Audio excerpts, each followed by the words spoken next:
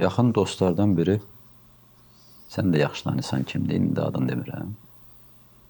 Qayıdıb mənə dedi ki, gecə rahat yatmaq üçün bir 100 qram araq iç, yat.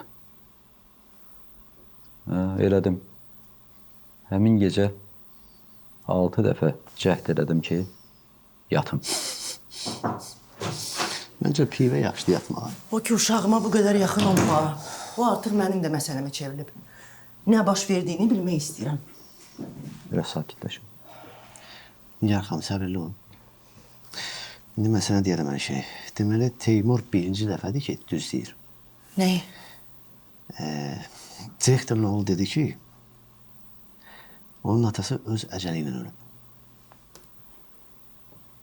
Amma mənim də belə yadımda qalıb. O vaxt direktorumuz öləndə elə bir xəbər çıxmamışdı ki, kimsə onu öldürüb.